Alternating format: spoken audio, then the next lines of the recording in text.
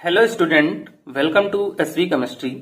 बच्चों, आज हम पढ़ेंगे केमिकल काइनेटिक का एक important topic, rate of reaction. So बेटा, रेट ऑफ रिएक्शन क्या होता है? कौन सी ऐसी इक्वेशन है जिनका हम रेट फाइंड करते हैं? सबसे पहले ये समझते हैं। तो बेटा, रेट हम उन इक्वेशन का फाइंड करते हैं जो इक्वेशन एक्वस मीडियम में हो या फिर गैस मीडियम में हो। अब हम समझते हैं रेट ऑफ रिएक्शन को और उसे डिफाइन करते हैं। रेट ऑफ रिएक्शन यानी किसी भी रिएक्शन का जो रेट होता है वो क्या होता है? The change in concentration of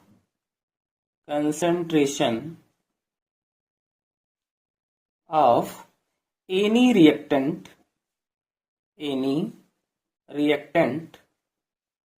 or product with respect to time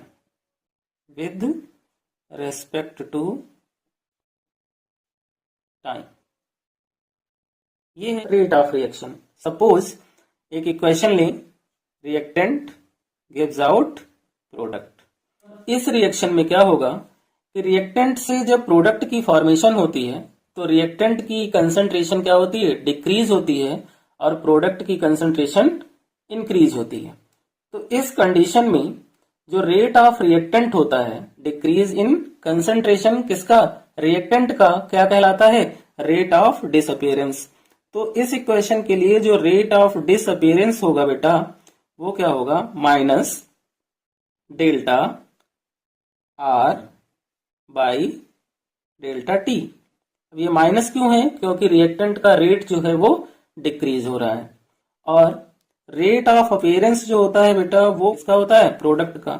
तो प्रोडक्ट की फॉर्मेशन हो रही होती है, उस कंडीशन में उसका कंसंट्रेशन डिक्रीज नहीं होता है, इंक्रीज हो रहा होता है। तो डेल्टा पी अपॉन क्या होगा? Delta T. और इस होल इक्वेशन के लिए अगर हम रेट ऑफ रिएक्शन को लिखें तो वो होगा minus delta R by delta T equal to delta P by delta T. ये हमारा इस इक्वेशन के लिए रेट ऑफ रिएक्शन हो गया। इस इक्वेशन में क्या है कि जो स्टोकियोमेट्रिक कोफिशिएंट हैं वो रिएक्टेंट एंड प्रोडक्ट के लिए सेम है, इसलिए rate of reaction equal to किसके? रिएक्टेंट इक्वल किसके? प्रोडक्ट के। अगर स्टोकियोमेट्रिक कोफिशिएंट सेम ना हो तो स्टोकियोमेट्रिक कोफिशिएंट से डिवाइड करने पर रिएक्टेंट और प्रोडक्ट क्या हो जाते हैं?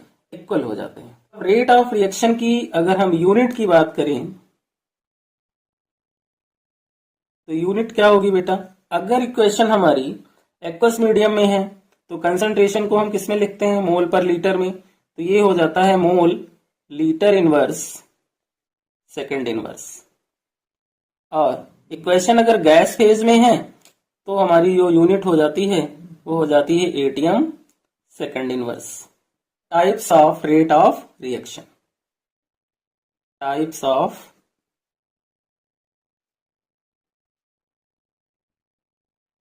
Rate of reaction. फर्स्ट जो है वो हमारा है एवरेज रेट। तो एवरेज रेट क्या होता है बेटा, उसे समझते हैं। Average rate the molar concentration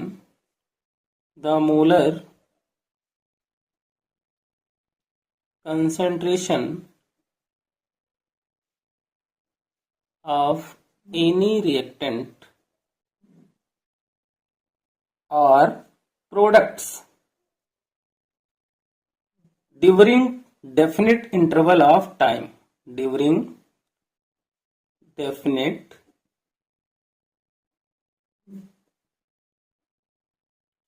interval of time.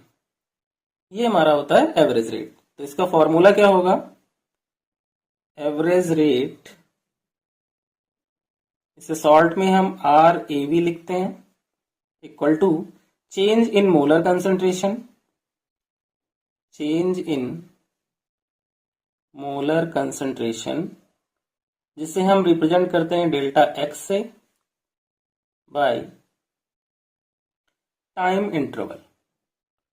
Time interval is denoted by delta T. इससे हम एवरेज रेट को कैलकुलेट कर लेते हैं। एवरेज रेट को हम ग्राफ की हेल्प से समझते हैं। एक हमारा रिएक्टेंट के टर्म में ग्राफ और एक हमारा प्रोडक्ट के टर्म में। तो जो ग्राफ हमने प्लॉट किया है वो है हमारा कंसंट्रेशन वर्सेस टाइम। किसके टर्म में? रिएक्टेंट के। और ये हमारा जीरो टाइम हुआ, time T1 and time T2। और कंसंट्रेशन हमने जो ली वो है C1 एंड C2। रिएक्टेंट के टर्म में क्या होता है बेटा, जब कंसंट्रेशन डिक्रीज हो रही होती है तो टाइम क्या होता है? इंक्रीज। यानी कि जब कंसंट्रेशन हमारी क्या थी? C1 थी। जब कंसंट्रेशन हमारी C1 थी तो टाइम क्या था? T1 था। जैसे ही रिएक्टेंट से प्रोडक्ट की फॉर्मेशन होने लगी, कंसंट्रेशन ऑफ रिएक्टेंट डिक्रीज हो गई और टाइम हमारा इंक्रीज हो गया। तो हमारा ग्राफ जो है कुछ इस टाइप का बना। तो रिएक्टेंट के लिए जो एवरेज रेट है वो क्या होता था? Minus delta R by delta T. और ये किसके इक्वल होगा? अगर हम C2 से C1 को माइनस कर दें तो वैल्यू आ जाएगी, तो minus C2 minus C1 by T2 minus T1। Product के लिए जो ग्राफ हमारा प्लॉट होगा वो भी कंसंट्रेशन वर्सेस टाइम होगा। ये क्या हुआ? टाइम T1 और ये टाइम T2। और कंसंट्रेशन जो हमारी है वो C2 एंड C1। तो प्रोडक्ट की जब फॉर्मेशन हो रही है तो जब कंसंट्रेशन C1 होगी तो टाइम हमारा क्या होगा? T1 होगा। और जब कंसंट्रेशन इंक्रीज होगी तो कंसंट्रेशन के साथ साथ हमारा टाइम भी क्या होगा? इंक्रीज होगा। तो हमारा जो ग्राफ होगा बेटा कुछ इस तरह से प्लॉट होगा। तो प्रोडक्ट के लिए जो RAV यानी एवरेज रेट होता है वो होता है delta P by delta T।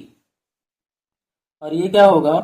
C2 से अगर हम C1 को माइनस कर दें तो हमें एवरेज रेट मिल जाएगा अपॉन T2 माइनस T1। इस तरह से हम रिएक्टेंट एंड प्रोडक्ट के टर्म में एवरेज रेट को फाइंड कर सकते हैं। ये किसके लिए था? ये रिएक्टेंट के लिए था और ये प्रोडक्ट के लिए।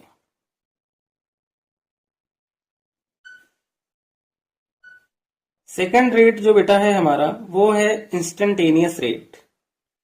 Instantaneous rate.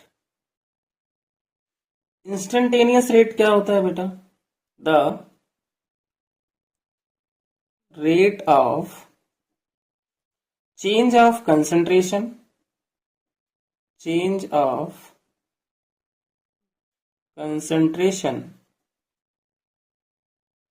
of any reactants or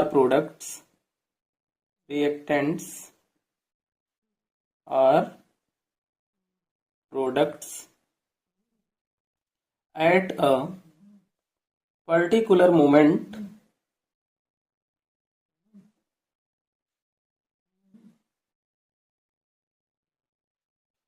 of time। ये हमारा इंस्टेंटेनियस रेट होता है।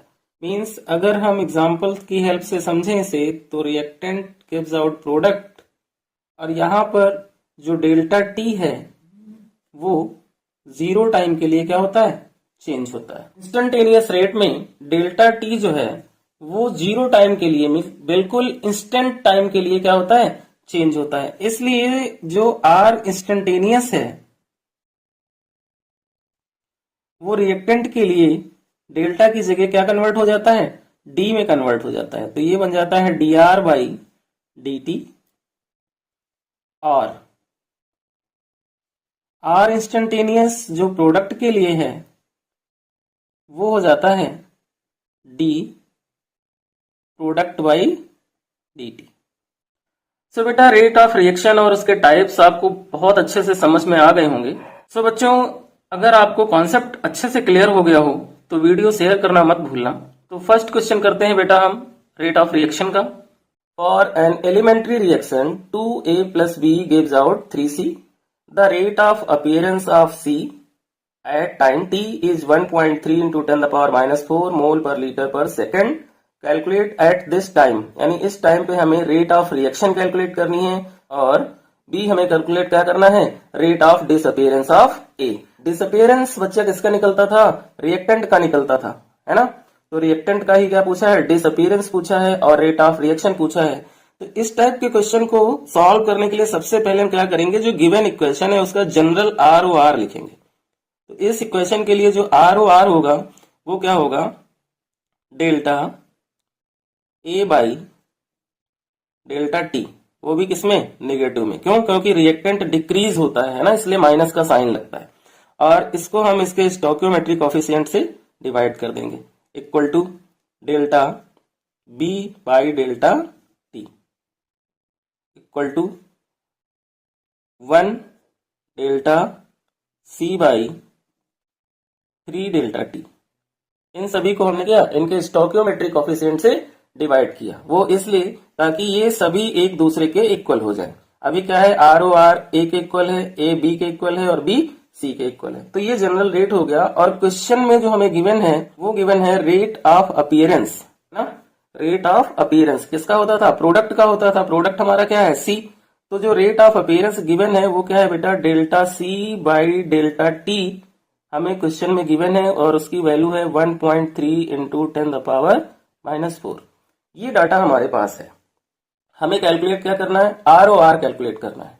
तो देखो आर ओ आर ए के इक्वल भी है, बी के इक्वल भी है, सी के इक्वल है, यानी ये सभी एक दूसरे के इक्वल हैं, जिसमें सी की वैल्यू हमें गिवन है और हमें आर ओ आर फाइंड करना है। ठीक, तो क्या करें, आर ओ आर को हम यूज कर लें किसके साथ, delta C by delta T के साथ, delta C by delta T के साथ। और इसको हम क्या करें, इसके स्टोइकियोमेट्रिक कोफिशिएंट से डिवाइड कर दें। Delta C by delta T की वैल्यू कितनी है, 1.3 इंटू 10 द पावर माइनस 4 है। तो ये क्या बनेगा, 1 into 1.3 into 10 the power minus 4 upon कितना, 3। अब इसको सॉल्व कर लो, ठीक है ना। तो ये 3 से डिवाइड होगा 1.3, तो वैल्यू आएगी 0.433। वैल्यू कितनी आई, 0.433 इंटू 10 द पावर माइनस 4। तो ये हो जाएगा 4.3 इंटू 10 द पावर माइनस 5। तो हमारा हो गया रेट ऑफ रिएक्शन। दूसरा इसमें पार्ट जो है वो है rate of disappearance of A. तो rate of disappearance of A calculate करते हैं, rate of disappearance of A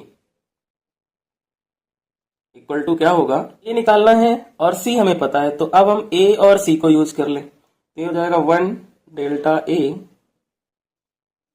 by delta T का स्टोइकियोमेट्रिक कोफिशिएंट कितना है, 2 इक्वल टू क्या हो जाएगा, यहाँ पे माइनस का साइन, ये हो जाएगा 1 delta C by delta T.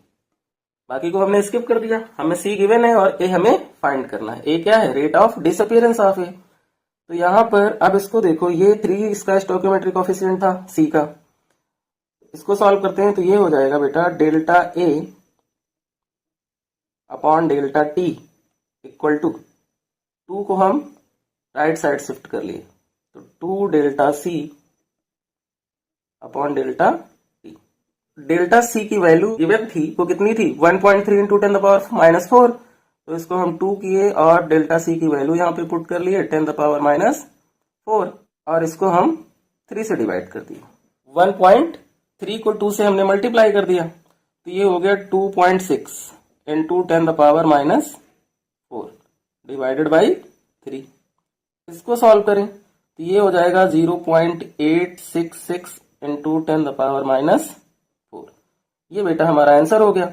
या फिर हम इसको डेसिमल को राइट साइड शिफ्ट कर लें 1 डिजिट, तो 8.66 इंटू 10 द पावर माइनस 5, ये इसका बेटा फाइनल आंसर हो गया।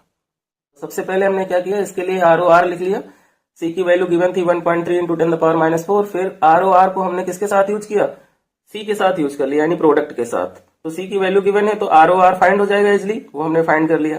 फिर rate of disappearance of A calculate करना था, तो ए कैलकुलेट करना है, क्वेश्चन में सी गिवन है, तो ए और सी को हम यूज कर लेंगे रेट ऑफ रिएक्शन से, बाकी को हम स्किप कर देंगे। अब ए की स्टोइकोमेट्रिक कोएफिशिएंट कितनी है 2, तो ये 2 क्या होगा राइट साइड शिफ्ट हो जाएगा, तो ये delta A upon delta T equal to क्या हुआ 2/3 delta C upon delta T.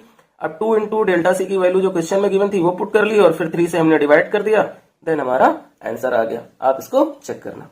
Next question है further N2 plus 3H2 gives out 2NH3.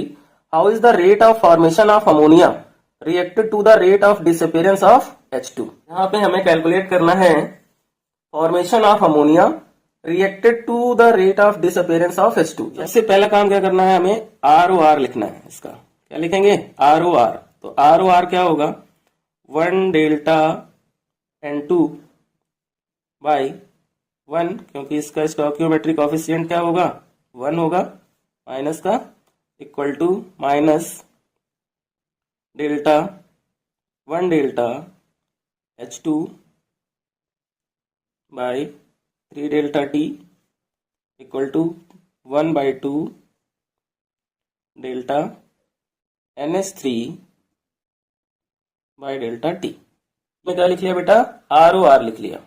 NH3 को हमें किससे रिलेट करना है H2 से रिलेट करना है, तो फिर हम क्या करें इन्हीं दोनों को यूज कर लें और रिलेशन फाइंड कर लें।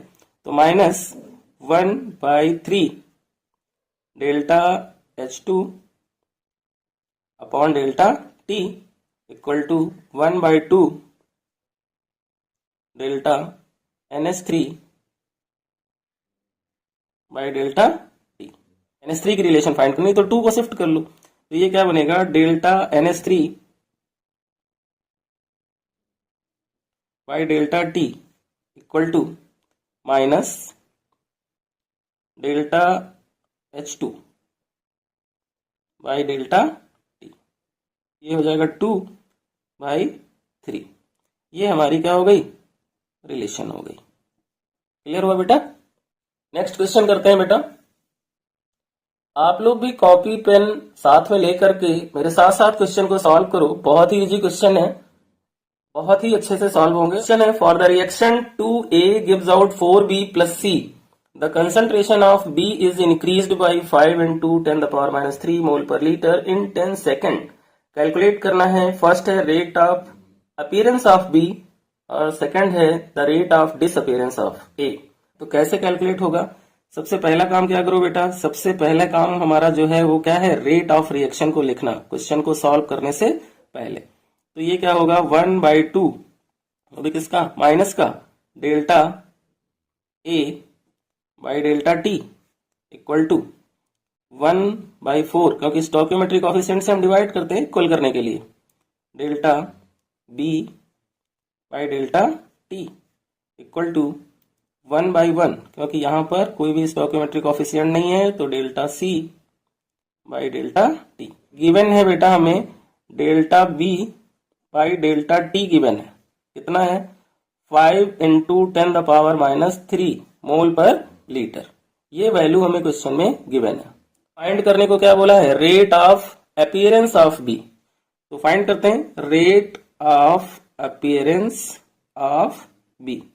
क्या करना है बच्चों, B को लेना है ना, क्या लेना है B को, तो B को ले लें तो क्या होगा 1/4 delta B upon delta T। तो ये हो गया 1/4, B की वैल्यू कितनी है 5 into 10⁻³ rate of appearance calculate करने के लिए स्टोइकियोमेट्रिक कोएफिशिएंट से डिवाइड करने की जरूरत हमें नहीं है, क्योंकि हमें क्वेश्चन में delta B by delta T की वैल्यू डायरेक्टली गिवन है। डेल्टा T हमारा है 10 सेकेंड, तो यहाँ पर 10 सेकेंड यूज करेंगे हम, तो ये हो जाएगा 5 into 10⁻³ अपॉन 10, और ये कैंसिल होगा तो 5 1 5, 5 2 10, 1/2 into 10⁻³ और ये वैल्यू हो जाएगी 0.5 into 10⁻³। ये हमारा बेटा आ गया rate of appearance of B आ गया। Second rate of disappearance of A calculate करना है, ठीक है, तो उसको देखते हैं कैसे करेंगे। Rate of disappearance of A calculate करना है, तो A कैलकुलेट करना है, B गिवन है, तो ए और बी को यूज कर लें, बाकी को हम क्या कर दें, स्किप कर दें। तो ये -1/2 delta A by delta T equal to 1/4 delta B upon delta T. इन दोनों को हम यूज करेंगे। कैलकुलेट करना है ए, तो ये क्या हो जाएगा, delta A by delta T equal to 2 को राइट साइड शिफ्ट करो, 2/4 delta B upon delta T. B by delta T की वैल्यू कितनी है, 0.5 इंटू 10⁻³ कैलकुलेट की थी हमने, है ना। तो यहाँ पर वो वैल्यू रख देंगे। तो ये हो जाएगा हमारा 2 इंटू 0.5 इंटू 10⁻³ अपॉन 4। 2 1 2 2 ज़ा 4। ये 0.5 बाई कितना आया, 2 आ गया। तो 0.5 को 2 से डिवाइड करेंगे तो ये आ जाएगा 2.5 इंटू 10⁻⁴। आप इसे चेक करना, ये आंसर आएगा। ये हमारा क्या हो गया, रेट ऑफ डिसअपीयरेंस हो गया। नेक्स्ट क्वेश्चन क्या है, नेक्स्ट है कि reaction 3A gives out 2B, rate of reaction minus dA/dt is equal to. ठीक है, ये क्वेश्चन गिवन है, 3A गिव्स आउट 2B और rate of reaction minus dA/dt is equal to पूछा है। तो सबसे पहले क्या करो, इसका ROR लिखो, ROR इक्वल टू क्या होगा, -1/3 delta A by delta T equal to 1/2 delta B by delta T। Rate of reaction minus dA/dt किसके इक्वल है ये बताना है। तो dA, ये dA/dt होगा, डेल्टा की जगह क्या होगा, dA/dt। देखिए इंस्टेंटेनियस रेट के टर्म में है, अब सही से दिख रहा होगा आपको। यहाँ क्या होगा, 3 को राइट साइड शिफ्ट कर दो, तो ये बन जाएगा 3/2 dB/dt। ये हमारा रेट ऑफ रिएक्शन जो रिएक्टेंट का होता है उसका साइन निगेटिव होता है, बट जब भी क्वेश्चन सॉल्व करते हैं तो जो आंसर आता है उस आंसर की वैल्यू हम निगेटिव में कभी यूज नहीं करते। तो ये थे बेटा क्वेश्चन जो रेट ऑफ रिएक्शन पे बेस्ड थे और एग्जाम में बहुत पूछे जाते हैं। आप लोग इनकी प्रैक्टिस कीजिए और सॉल्व कीजिए। सो बेटा आप इस चैनल से पढ़ते रहिए, मिलते हैं एक नए वीडियो के साथ।